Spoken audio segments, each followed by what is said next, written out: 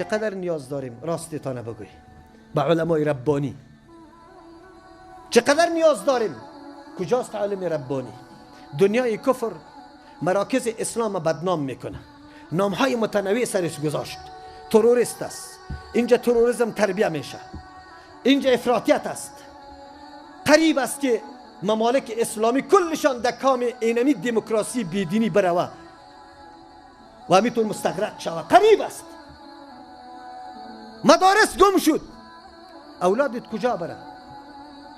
کجا درس بخونه؟ کجا کتاب الله را بخونه؟ کجا حدیث رسول الله را بخونه؟ که روز فرا برسه که از خانه تان بیرون برآمده نمیتونی. در پاکستان رفتن سرت قیامت باشه. اینطور قیودات سرت وضع شوه. تو باید بسازی اینجا مرکز دینی تقویت بکنی. بس اوقات من امشب انشاءالله که خواب نخواد رفته باشم. نه در عبادتی را تسکیه نمی کنم که من عبادت الله را کردم. در یک فکر رفتم، دمی فکر رفتم که اگر دنیا به این حالت میرسه، مراکز علمی بسته میشه، متهم میشه، کی است که اولاد خود اطمینان کنه و بگذاره در یک مرکز علمی؟ کی است؟ کی است که مرکز علمی را تعمیر کنه؟ کی است که مرکز علمی را تمویل کنه؟ کی است؟ آیا پیدا میشه؟ خب الحمدلله لا تزال طائفة من امتی الى یوم القیامه. یک طایفه از امت ما همیشه است. در اونجا پیغمبر علیه السلام میگه قائمین علی الحق، سری حق استوار می باشه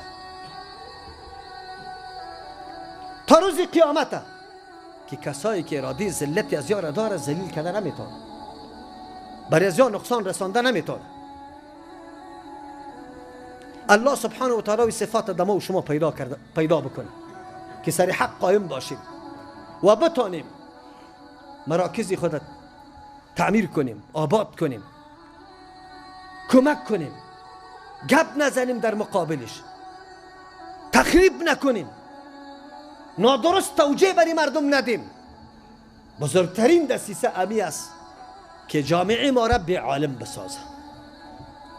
وقتی که جامعه ما بی عالم شد، باز او طور کسای پیدا میشه در یاد خودم میاد به الله قسم در یک مجلس رفتیم که دول زده میشه و آتن شروع است، او طرف ساز و سرود است، مجلس نشسته است ولی اینطور علما هم نشسته است، 3-4 عالم که هیچ پرسان نکن.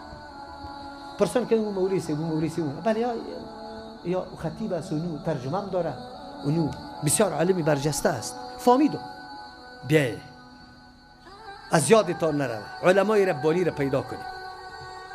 کسی که به علم خود عمل میکنه، کسی که واقعا از الله ترس داره، کسی که واقعا از کتاب الله و حدیث پیغمبر صلی الله علیه و سلم جواب میگه. در مساجد خود امام بسازیم. امروز کسی که ترجمه قرآن و حدیث میخونه در مساجد امام شده نمیتونه.